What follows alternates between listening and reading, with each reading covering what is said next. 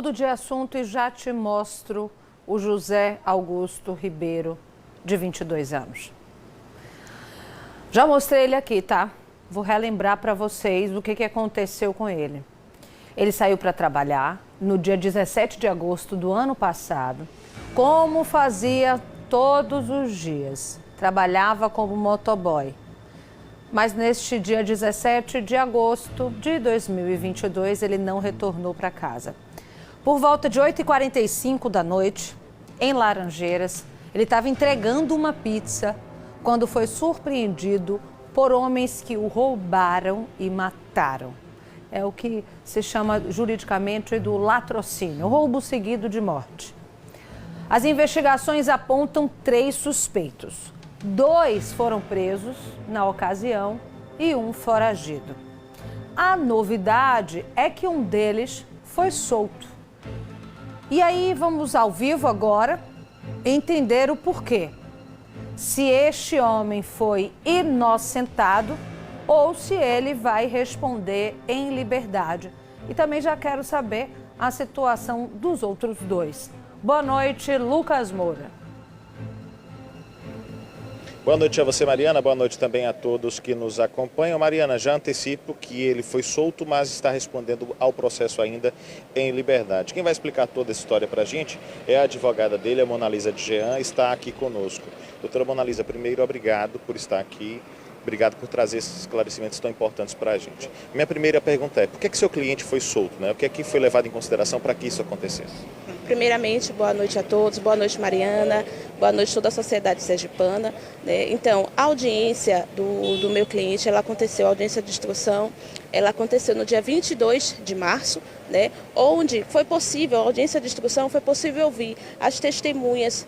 Monalisa, dê só uma seguradinha. Mariana, eu vou ter que devolver para você aí no estúdio, porque o ao vivo é assim, começou a chover aqui agora. Augusto Ribeiro, de 22 anos, estava entregando uma pizza, trabalhando como motoboy, quando foi assassinado. Impossível não comentar, né, Lucas, o que aconteceu agora. A gente precisou interromper por causa da chuva. Comentei, inclusive, que se fosse por causa da chuva, você até ficava, né, Lucas? Pegava esse vento, essa chuva tranquilamente, mas é o equipamento que a gente pensa nesse momento. Boa noite de novo. Com certeza, viu, Mariana? Eu ficaria na chuva tranquilamente. Aliás, já fiz isso muitas vezes, mas o equipamento também estava na chuva. Queimar um equipamento desse prejudica totalmente o nosso trabalho. E, obviamente, que eu tenho um respeito muito grande também pela nossa entrevistada, Monalisa, que segue aqui com a gente. E eu não queria fazê-la ter que passar por isso de dar entrevista na chuva. Por isso que eu interrompi, devolver o estúdio, mas nós já estamos aqui devidamente abrigados e conseguiremos conversar a partir de agora. Monalisa, nós estávamos conversando e você estava me explicando por que é que o seu cliente foi solto, né? Para a gente explicar, a Mariana falou que 3 pessoas foram apontadas como suspeitas nesse caso e uma dessas pessoas é o seu cliente que foi solto. Por que ele foi solto? Então, o que acontece? Na última audiência de instrução que aconteceu no mês de março, foi possível ouvir as testemunhas de defesa quanto testemunhas de acusação. Essas testemunhas de acusação arrolada pelo Ministério Público, elas afirmaram que o meu cliente ele não estava no momento desse latrocínio. E assim, eu quero aproveitar para poder aqui expressar os meus sentimentos, né, à família do José Augusto. E também o que foi fundamentado ali naquele momento foi a questão do princípio da presunção de inocência, né? Se todas as testemunhas arroladas pelo Ministério Público afirmaram que o meu cliente ele não estava no envolvimento desse latrocínio, então naquele momento mesmo foi o momento onde foi pedida a revogação da prisão preventiva, né? E assim, o Ministério Público pediu vistas. Após analisar, o Ministério Público também foi a favor da revogação da prisão. E, por consequência, o juiz, ele também, ontem, ele deu a decisão e hoje o meu cliente, ele pôde estar com a família, né? E nós vamos continuar lutando para provar a inocência dele, para que ele seja absolvido e retirado aí do rol dos culpados desse latrocínio. Todas as testemunhas, de acordo com o que a senhora traz para a gente, dizem que ele não estava envolvido, que ele não teria participado. Seu cliente, só para a gente explicar, é um jovem de 19 anos, né? Um jovem ainda. Mas a polícia indiciou ele ao fim do inquérito policial. Com base em que indícios a polícia o indiciou? Existe alguma coisa que vincule ele aos outros envolvidos? Pronto, importante falar sobre isso, porque assim, o meu cliente naquele momento ele forneceu, emprestou o celular para que fosse feito o pedido no aplicativo de lanches, né, de lá da região. Então, por conta disso, aconteceu o fato, algumas pessoas ali da população, por conhecer todos que andavam ali juntos, apontaram ele como um dos autores do crime. Entendi. Então, ele era amigo dos autores? É, conhecido, né? Andavam ali próximo, porque é cidade pequena. Teria emprestado o celular também? Isso, teria emprestado o celular e aí, diante das investigações, chegaram à conclusão de que ele também estava envolvido. Porém, inclusive, um dos acusados, que é o menor, ele afirmou em depoimento de juízo de que o meu cliente ele não era o autor desse crime. Então, só para deixar claro, o seu cliente, ele possui vínculo com os outros acusados. Ele não possui vínculo com o crime, é isso? Isso, não possui vínculo com o crime e é conhecido dos acusados.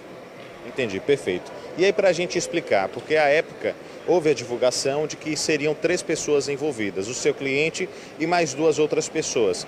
Uma dessas outras 2 pessoas é o menor? Isso, Ele está apreendido? Isso, o menor ele ainda continua apreendido. E existe um outro que está foragido? Isso, dentro dos autos é comprovado que ele está foragido. Então, só para a gente explicar aqui, seriam 3. Então, Mariana, exatamente como você traz para a gente, nós temos um menor que segue apreendido, nós temos o cliente da Mona Lisa que nesse momento está solto, né, conseguiu um alvará de soltura, e nós temos mais um terceiro que está preso. Mona Lisa, o que é que você espera que aconteça a partir de agora? Agora, né, concluir que o Ministério Público ele solicitou algumas diligências, concluir as diligências, fazer a fase das alegações finais, onde será constatado e falado também sobre os depoimentos dessas testemunhas que afirmaram que o meu cliente ele não estava envolvido, e aguardar para que a sentença ela seja inocentando aí o meu cliente. É o que nós esperamos, é o que a família espera, né? Porque a mãe, ela falou para mim, doutora, o meu filho é inocente. E tudo isso eu pude realmente verificar na audiência de instrução com o depoimento das testemunhas arrolada pelo Ministério Público. A mãe te procurou e disse isso, ela disse isso? Exatamente, exatamente. É uma mãe que pede, que acredita na inocência do filho e pede que o filho seja inocentado. Exato, né? O filho, 19 anos, como bem você pontuou, né? Um menino novo, passou aí 7 meses, cerca de 7 meses, né, preso, e hoje a gente foi possível aí restituir aí essa liberdade, mesmo que ele está nas medidas cautelares, que é a liberdade